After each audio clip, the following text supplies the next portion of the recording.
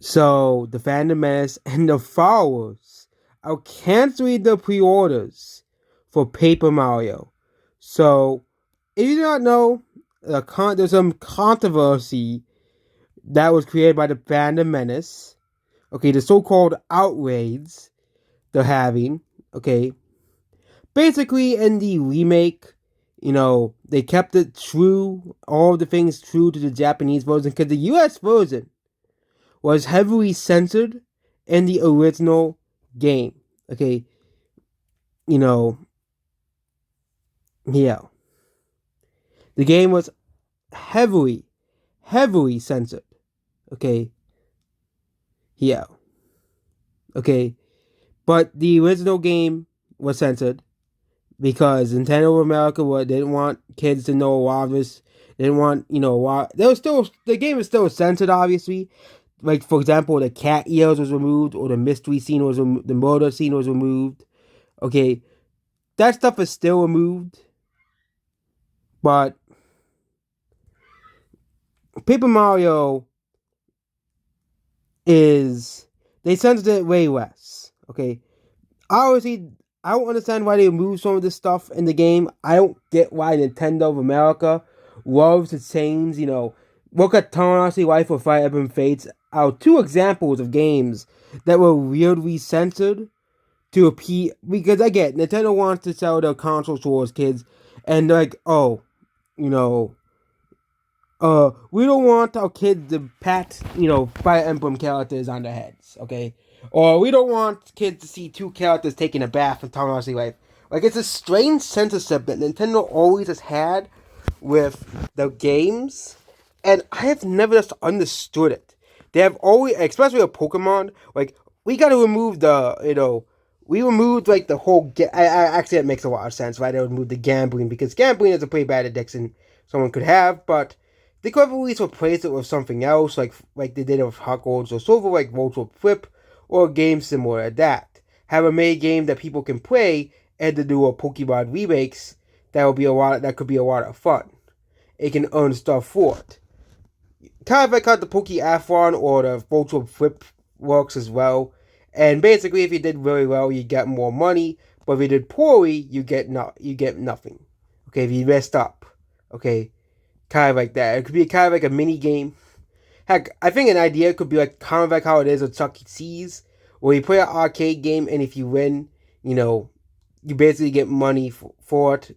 You know, as well, and you get tokens, and you kind of make it like an arcade game, okay? But because arcade games are still allowed, okay? But what is the whole controversy about Paper Mario? Well, it is because in the original version of Thousand Year Door, the character Vivian was trash. No, not trash. Trans or fanboy.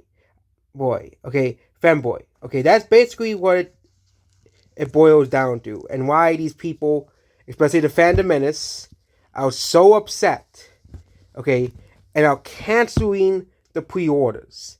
Okay, the game's gonna sell out regardless. Okay, the Phantom Menace, they think they have so much influence over entertainment or what sells or what doesn't. They really do not. They're not really that popular anymore. Okay, they're not really, the biggest people on the block anymore when it comes to culture. They think they are changing and shaping culture, but they really are not. There's people out that's really changing the mind towards that's Disney, Star Wars, or Disney, or that's the garbage that will release like Assassin's Creed, new Assassin's Creed game. Like, people are sick of all of this random stuff. But again, most of the Paper Mario fandom knows that Vivian was trans or a femboy from the beginning. It's funny, the fandom mass doesn't know how to do a single cent of research, which is pretty funny and pretty telling.